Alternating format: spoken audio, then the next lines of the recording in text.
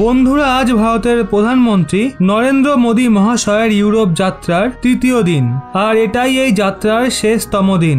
ভারতের প্রধানমন্ত্রী আজ প্যারিসে ফ্রান্সের রাষ্ট্রপতি ইমানুয়েল ম্যাক্রনের সঙ্গে সাক্ষাৎ করবেন।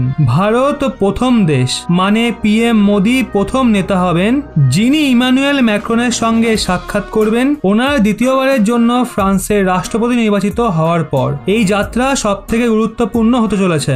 আজ সোশ্যাল মিডিয়াতে এমনকি অনেক আর্টিকেলে ভারতের সাবমেরিন ডিল থেকে ফ্রান্সের পিছু হটার কথা তুলে ধরা হয়েছে। এই খবর আসলে অনেক আগেই চলে এসেছিল, কিন্তু যেহেতু পিএম মোদী আজ ম্যাক্রনের সঙ্গে সাক্ষাৎ করবেন সেই জন্য এই খবরটাকে আরো বেশি করে হাইলাইট করা হচ্ছে। আপনারা স্ক্রিনের আর্টিকেলও দেখতে পারেন যেখানে লেখা রয়েছে France naval group pulls out of India's P-75I submarine project ahead of PM Modi's visit. এছাড়া আরো একটা আর্টিকেল আপনারা দেখতে পারেন France military firm quits India submarine project before PM Modi's visit. যদিও এটাকে এখন একরকম অপ্রয়োজনীয় ইস্যু করেই তোলা হচ্ছে। এই ডিল থেকে পিছু হটার কারণ ভারতের টার্মস অ্যান্ড কন্ডিশন, বরং রাশিয়া জার্মানিও এই ডিল থেকে নিজেদের পিছনে সরিয়ে নিয়েছে। লায়াবিলিটি ক্লোজ, টেকনোলজি ট্রান্সফার, এই বিষয়গুলোর কারণে কোম্পানিগুলো সরে গেছে। এটা ভারতের জন্য ঝটকা অবশ্যই, কিন্তু পিএম মোদীর ফ্রান্স যাত্রা এটাকে নিয়েও নতুন ভাবে আলোচনা শুরু হতে পারে, কারণ ডিফেন্স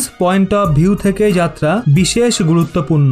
এর আগে যখন ভারতের বিদেশ মন্ত্রী এস জয়শঙ্কর মহাশয় ফ্রান্স যাত্রায় গেছিলেন তখন ওখান থেকে ইঞ্জিনকে নিয়ে একটা বড় খবর বেরিয়েছিল যে ফ্রান্সের স্যাফরন কোম্পানি ভারতের পঞ্চম প্রজন্মের ফাইটার জেট অ্যামকার জন্য ডিআরডিওর সঙ্গে মিলে কাজ করবে।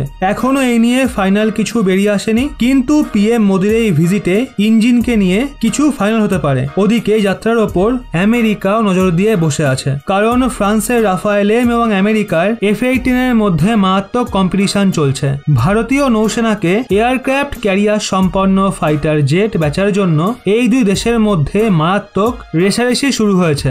গত সপ্তাহেই আমেরিকান হাতিয়ার নির্মাতা কোম্পানি বোয়িং ঘোষণা করেছিল তারা ওড়ার পরীক্ষা করার জন্য গোয়াতে ভারতীয় নৌসেনা পরীক্ষা সুবিধার্থে দুটো F-18 সুপার হর্নেট ফাইটার জেটকে মোতায়েন করবে। ওদিকে অপরদিকে ফ্রান্সের মিডিয়ার তরফ থেকে এটা বলা হয়েছে যে ফ্রান্সিস সরকার অনেক মাস ধরে ভারতীয় নৌসেনাকে ব্যবহৃত হওয়া চারটে রাফায়েল মেরিন জেট বিক্রি নিয়ে অধ্যয়ন করছে। রাফায়েল মেরিন রাফায়েল জেটেরই নেভাল ভার্সন। রাফায়েল অলরেডি ভারতীয় বায়ুসেনাতে সার্ভিস দিচ্ছে। রাফায়েল এম এবং F-18 সুপার হর্নেটকে ভারতীয় নেভির কন্ট্রাক্ট জেতায় সবার আগে রাখা হচ্ছে। ভারতীয় নৌসেনার এই সময় 57টা ফাইটার জেটের সাপ্লাইয়ের প্রয়োজন আছে। এই জেট মুখ্যভাবে ভারতের ইন্ডিজিনাস এয়ারক্রাফট ক্যারিয়ার INS বিক্রান্তে সঞ্চালিত হবে। আগের দিনই দ্য ট্রিবিউনের রিপোর্ট অনুসারে এই খবর সামনে এসেছিল যে ফ্রান্স ভারতের এই কন্ট্রাক্ট জেতার জন্য এবং F-18 এর চিন্তা থেকে মুক্তি পাওয়ার জন্য ব্যবহৃত হওয়া রাফায়েল এম বিক্রি নিয়ে চিন্তাভাবনা করছে। মানে তাদের দ্বারা ব্যবহার করা ফাইটার জেট ভারতের কাছে বিক্রি করা নিয়ে চিন্তাভাবনা করছে, যাতে সময় থাকতে ভারতকে সেগুলো সঁপে দেওয়া যায়। এর মানে এটা নয় যে ভারত 57টার মধ্যে 57টাই ব্যবহৃত হওয়া এয়ারক্রাফট নেবে, বরং ভারত নিজের ইন্ডিজিনাস এয়ারক্রাফটকে সঞ্চালিত করার জন্য কেবল 4টে ব্যবহৃত হওয়া রাফায়েল এম কে ফ্রান্সের থেকে কিনবে। যদি এমনটা হয় তাহলে রাফায়েল অনেক বড় একটা অ্যাডভান্টেজ পেয়ে যাবে F-18 এর মোকাবিলায়। রাফায়েল এম আকারে ছোট হওয়ার কারণে INS বিক্রান্তের জন্য একটা গুরুত্বপূর্ণ এয়ারক্রাফট। সেই সাথে এতে উন্নত সেন্সর, ইলেকট্রনিক সম্পন্ন উপকরণ ছাড়াও এতে লম্বা দূরত্বে হাওয়াতে হামলা করা মিসাইলকে নিক্ষেপ করার ক্ষমতাও রয়েছে। এই এয়ারক্রাফট বিশেষ রূপে INS বিক্রান্তে লিফটের ব্যবহার সহজেই করতে পারবে, যেটা আমেরিকার F-18 এর জন্য সহজ হবে না। এছাড়াও দাবি করা হয়েছে ভারত বছর শেষের আগে 26টা নতুন যুদ্ধবিমান নৌসেনার জন্য কেনার সিদ্ধান্ত নিতে পারে। এই রিপোর্ট পিএম মোদীর ফ্রান্স যাত্রা কিছুদিন আগেই সামনে এসেছিল। এক্ষেত্রে পিএম মোদীর এই যাত্রায় রাফায়েল এম নিয়ে আলোচনা একরকম নির্ধারিত বলেই মনে করা হচ্ছে। এর আগে ফ্রান্সের তরফ থেকে ইঞ্জিন টেকনোলজি ট্রান্সফারের কথাও বলা হয়েছিল, যদিও ফ্রান্সের কোম্পানি কিছু কন্ডিশনও ভারতের সামনে রেখেছে, যার দরুন স্যাফরন কোম্পানি ভারতের সঙ্গে মিলে ইঞ্জিনের নির্মাণ তো করবে, কিন্তু তার ব্যবহার অন্যান্য এয়ারক্রাফটগুলোতে করার অনুমতি ভারতের কাছে চেয়েছে। ইঞ্জিনকে নিয়ে ফ্রান্সের যে কম্পিটিশন রয়েছে তা ব্রিটেনের সঙ্গে রয়েছে, আর ব্রিটেনের রোলস রয়েস কোম্পানির তরফ থেকেও অনেক আকর্ষণীয় অফার ভারতকে দেওয়া হয়েছে।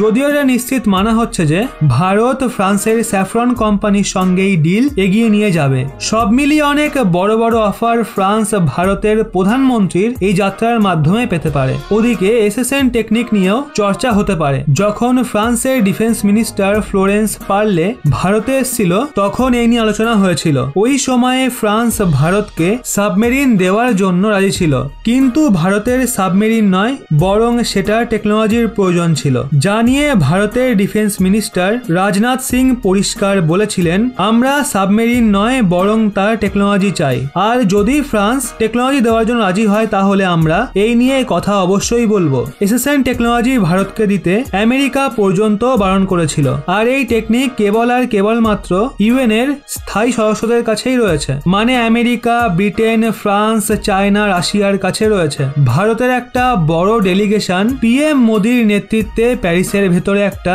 হাই লেভেল মিটিং করবে, যাতে Russia, Ukraine, Indo Pacific, defence, space, agriculture, trade, China এই সমস্ত বিষয় নিয়ে আলোচনা হবে। এই নিয়ে যদি কোনো নতুন ডিল বা অন্য কোনো খবর বেরিয়ে আসে তাহলে সেটা আমরা আপনাদের সামনে নিয়ে আসব। আজকের মতো এতটাই। ভারত ও ফ্রান্সের বন্ধুত্ব নিয়ে আপনাদের কি মতামত অবশ্যই কমেন্টে জানান। জয় হিন্দ, বন্দে মাতারাম।